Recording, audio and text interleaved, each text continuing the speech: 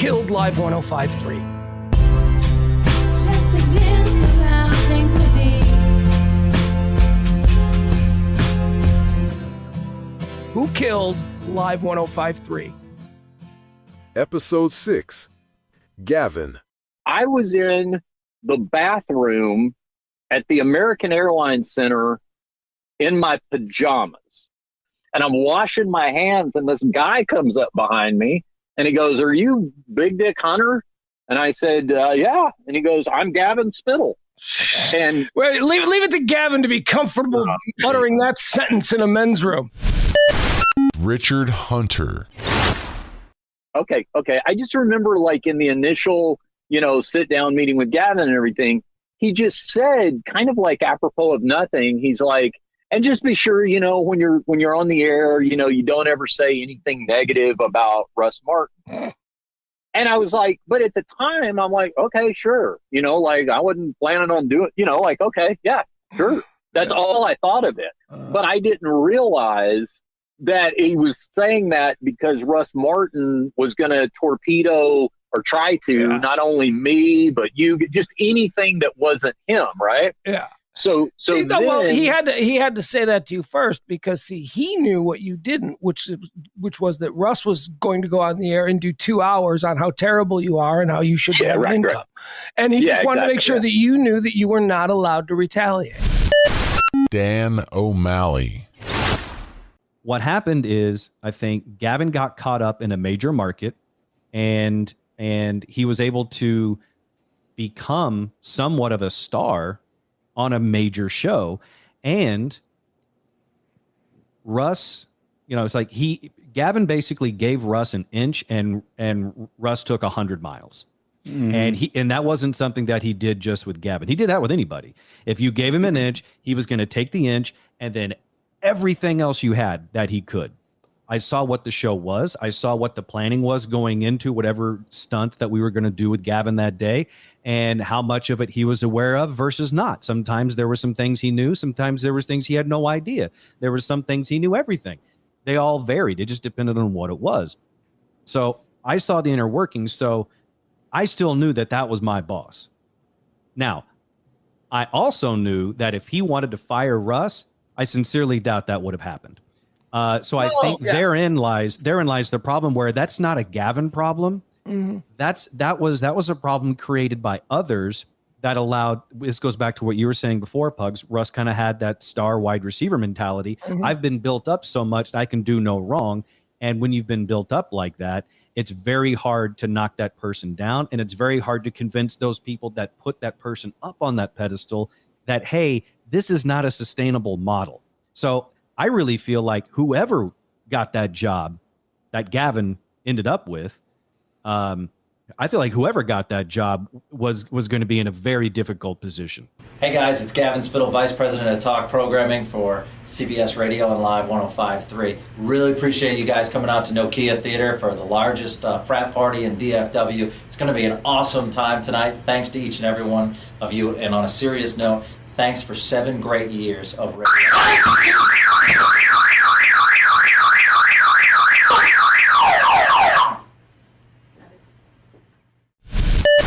Valerie Dior. The guy that I really feel got the shortest end of the stick, and I'm not a Gavin ass kisser here, but I really feel like it was Gavin, because when he came in, he had almost that like high school rah-rah, everybody, this is going to be good, it felt like to me, because I had zero experience, and he was like connecting me to all you guys, and it was like one big family. And then all of a sudden, Russ just started to keep on manifesting into this personality that Gavin was like almost subservient. Like Gavin's relationship with Russ was different than Gavin's relationship with all of the other shows. I think Gavin enjoyed the star turn, though. I think on some level, Gavin enjoyed being in the spotlight and being a part of all that madness. Well, sure. I don't know a lot about Gavin from where he came. Las Vegas. I know he was in Chicago. Okay. Yeah, he did from there. Yeah, you go to Boston, worked in Providence, and then Las Vegas, and then Dallas. But I recognized. I remember he was young. I remember we were in the meeting. Everybody was like, "How old is this guy?" I sent an email shortly after I started at Odyssey, and you know how hard this was for me to do. I mean, it took me days to get up enough courage to send Gavin an email. Now, I don't think we ever had any problem. No, we did. Like the time that he did an employee review for me and Christy. Oh, and it gave us like really crappy numbers. What? Okay. And I was like, okay, I know that I don't care if we get in the weeds on this. I want to know about this. So the employee review. So Christy and I, so we hardly ever came. Well, no one ever came in the studio. You're saying Christy Brown? She's now Christy Cisneros. Huh? Yeah, she is. I worked with her at USA Radio. She loves you so much too. Yeah. She loves you. She's so neat. And Christy Cisneros, Christy Brown. It was pretty little Hispanic girl, beautiful. She was the girl that came in every morning, and she was like, "Howard finished at 10:30, so you're going to be on at 11:30." Yeah. So she was right. Yeah, exactly. Right. So so employee review time, and Gavin gave us kind of crappy numbers. I mean, it was like, I don't know, on a scale of 1 to 5, we were like 2s, and I'm like, look, dude. You know, like, you're not even in this building by 9 o'clock in the morning. You know, it would be nice if somebody struck you. And I did. I was furious. And I went to, I don't remember who I even had gone to. We got another review. We got a different review done because I said, I would really appreciate it if you spent less time on Russ's show and more time peeking your head in our studio in the morning and actually looking at us to give us a review for the job that we were doing, because not a lot of people, and I don't know if Gavin really would have understood. I think he was sort of new. I think it was within a year or so. If Christy, when Larry moved on, Christy moved into that position. And if somebody were to pull the plug, I don't think Gavin would have known how to get everything back on air at that point, you know. So I was really pissed off because it was like, this is my career, dude. Like, I understand if there's a personality clash or whatever, but you just gave me really piss poor numbers on our review. So he ended up having to give us a new review. So we kind of had little run-ins like that here and there. So, okay. So let me, so the program director, your boss, gave you a shitty report card and you said, this is bullshit. And he changed the report card. Yes. Yes. Right. Yeah. That was some of it. That's leadership. That's what I'm glad he did for your. Well, it was probably unfair. Right. Well, it wasn't fair. God, I've had a hat on all day. This is the worst. So it wasn't. It just wasn't fair. And I remember going, look, and I know you're enjoying going on Russ's show, but you can't really give us a review if you're not really coming in and like reviewing us. Mm-hmm. So could you redo this? And it was done. And I saw him at Russ's service. So I don't have a problem at all, but here I am, starting over at Odyssey, and I'm like, dear Gavin, hi, so glad to be joining the team. Something like, if you need, because I love the Texas State Network. I grew up listening to it, and I love doing that stuff. I report for another national network too. I still go to the border. So I had to send this email, kind of come crawling back. If you ever need anything, let me know. I never heard back from him. I've never gotten an email back from him. Yeah. So there were moments on our show where you would pop in and be like, "Oh, hey Val," and yeah, what's going on, Val? Just nice little moments, but there weren't a lot of those moments. Do you know why there weren't a lot of moments where you were on our show? Because we were told not to have you on our show because it would make Russ mad. Oh, are you kidding me? Mm-hmm. Yeah. What? I was told that directly. Hey man, I heard you with that. Gavin. I heard you with Val today. Look, Val's great. We all love Val, but if you wanna, it's gonna cause problems with Russ. And I'm like, oh God, more of this. Really? Oh man, no, I had no idea, and that's not cool at all. By the way. No, it's not that. I don't appreciate that. And I have much respect for Gavin. Seriously, look at what he's doing now. Seems to be doing okay, but before I go there with you, he and I would have to have a long talk about some things. So I'm not going to say I have respect for him. I'm going to say our relationship is broken and probably never going to be fixed. I think he wanted to be on air a lot. a lot. And I mean, I think that's fun. I think that's neat, but it caused a lot of problems. Like I said, I went back to the, going back to the reviews. I mean, and I remember telling the HR director, I forget who it was. And I said, well, if he spent less time on Russ's show and more time in interviewing us or reviewing us, then life would be okay for him. And he let it interfere with what he should have been doing. And I can't blame him for that. I mean, look at what happens when you get on Russ's show. I mean, you get the world handed to you. So man, and he was young. I mean, we're just talking about that. He was young. Would he do things differently now? I would imagine, probably. Dean Lewis. He's the Rubik's Cube of my life. Explain that. Because such a great guy, he helped me through my divorce. When I was going through a divorce and I was having a really rough time, he called me in his office one day and he said, listen, he says, I've been through this. He says, you know what the time of your life is now? He said, it's time for you to straighten up your tie, put your jacket back on, and go to her and say, this is over. Let's handle this like a bad business deal, and I got to move on. And that little pep talk changed my attitude about everything. Really?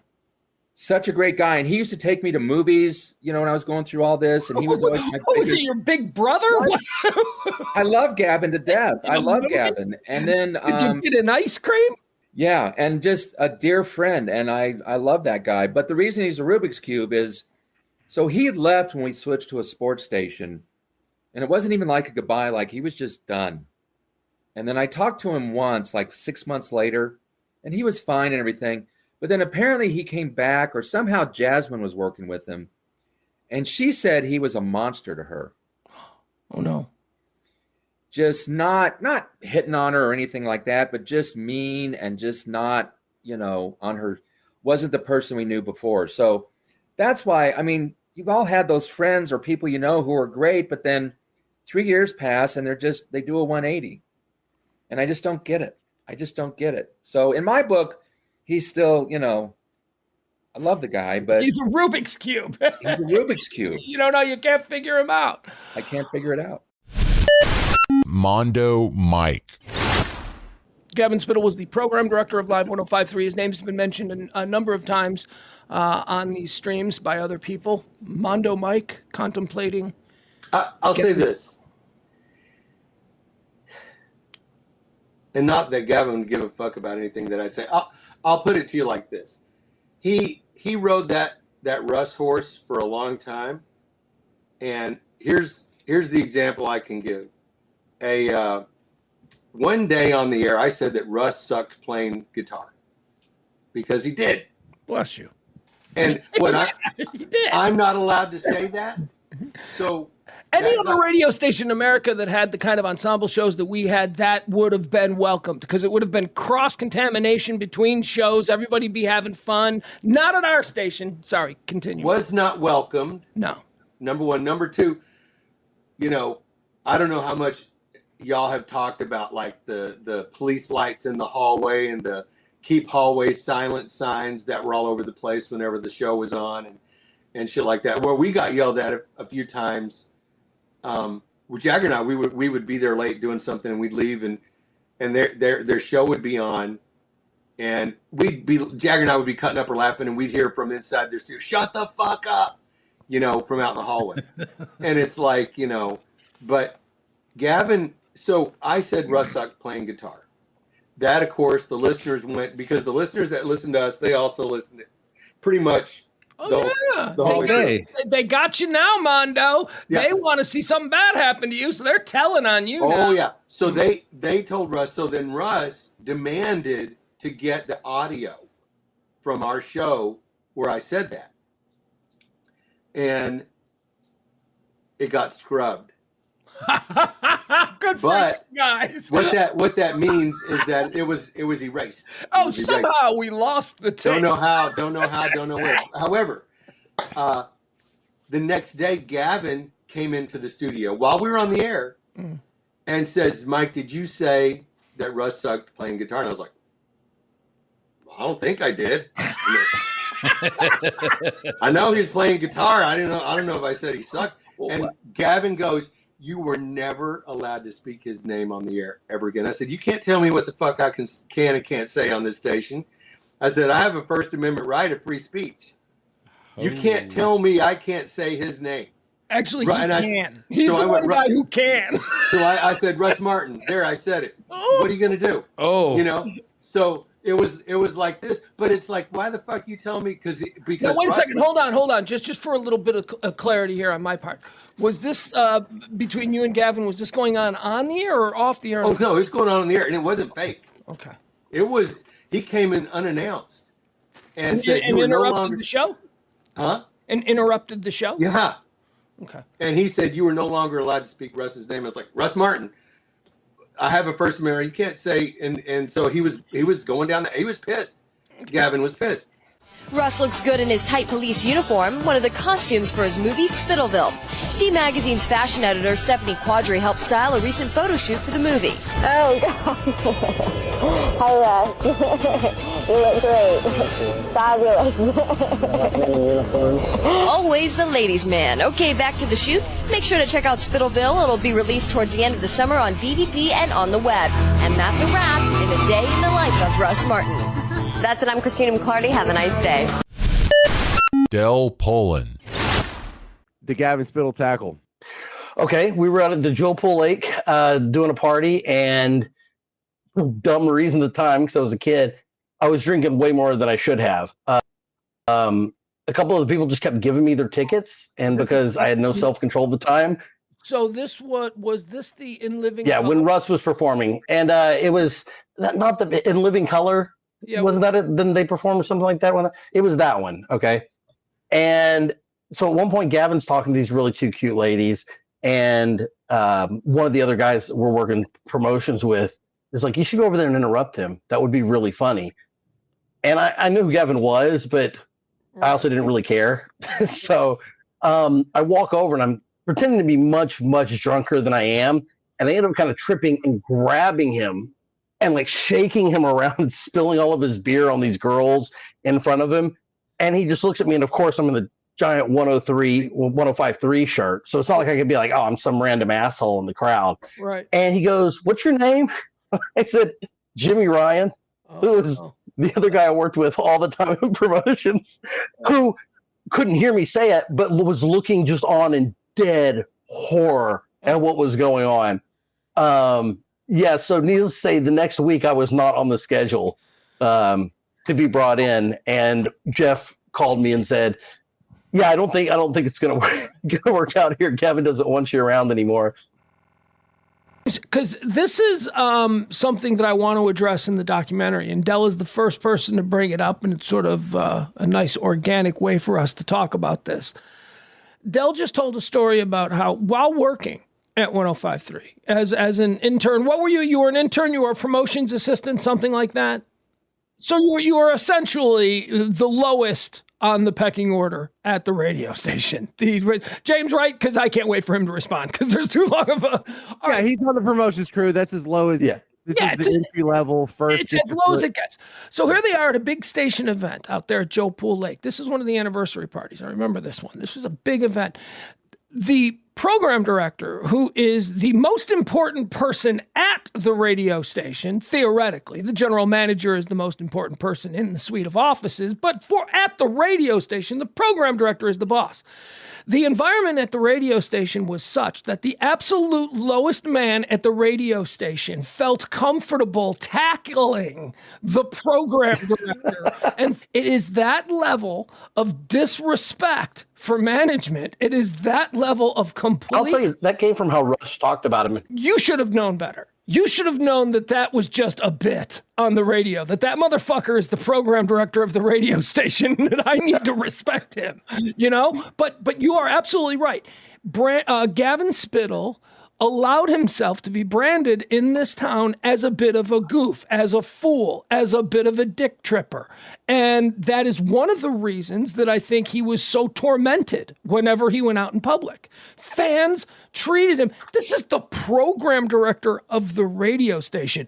Fans treated him like he was, the village idiot. And it was all because as program director, he allowed himself to be branded that way by the afternoon show, which is also, interestingly enough, why on our midday show, we made a very concerted effort to refer to him at all times as Mr. Spittle. When Gavin, oh, geez, and here comes the boss. We went in the other direction because we thought that was probably good for him. And again, at this point, we were all working together, with the exception of the afternoon show, who wasn't working for anyone but themselves and their own best interests. But well, and the thing is, we didn't know how much, before I came onto the station, how much of that was an act. I mean, I really honestly thought that it was way more of an act than it actually was, because I would have loved to have played that character of the guy getting his ass beat up by the host. You wouldn't. No, you wouldn't, because you have to be a management type over very wealthy, talented egomaniacs. Nobody in the position that Gavin Spittle was in, where he is expected to shepherd and herd the likes of Russ Martin, Jagger, Pugs and Kelly, a bunch of creative, ego-driven narcissists, essentially. You cannot allow yourself to be presented the way Gavin Spittle allowed it. That was his mistake. It might have been a rookie mistake. And to his credit, because I want to make sure full context is given, to his credit, from what I understand, he has completely changed that whole kind of vibe. The people that work for him now in sports radio have a much different view of him than the way that he was treated by all of us at 105.3. But he allowed it to happen. I've always been angry at him because that was a choice that he made. I used to tell him all the time when we were friends. We were close friends at a period of time. I'd say, you can't allow this to happen. I go, what the fuck, man? I go, you come in, we call you Mr. Spittle, and then he treats you like a bitch, and it makes us look stupid, Gavin. Come on, you got to stand up to him. No, he wouldn't. He made his choice. Pugs Moran.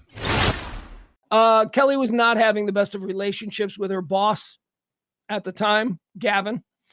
And I was oblivious. I mean, he was still one of my best boys, right? We were friends. He was my boss, absolutely. And I showed him the respect and everything that a boss should get. But he never had to act like he was my boss, because we were doing everything right. You know what I mean? We didn't cause problems. We were just kind of a cash register for a period of time, just as all the shows there were. Russ was a bit more high maintenance, but and so we knew they were going to sports, and the ratings had come out, and we were going into our show had ended, and we walked into the program director's office, and we were going to talk about the ratings. And he gave us this very kind of concerned, no. Ratings were fine, by the way. So we weren't really worried about a new contract, but he started talking about how we got to make some changes, and we got to do this more, and we got to do that more. Now, again, I was not really aware that there was anything going on between my partner and Gavin. I wasn't aware. I was aware when it became clear to me that she and he were having an issue over something.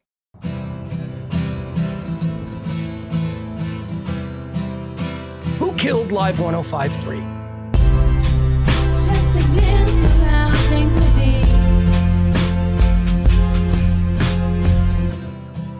Who killed Live 105.3?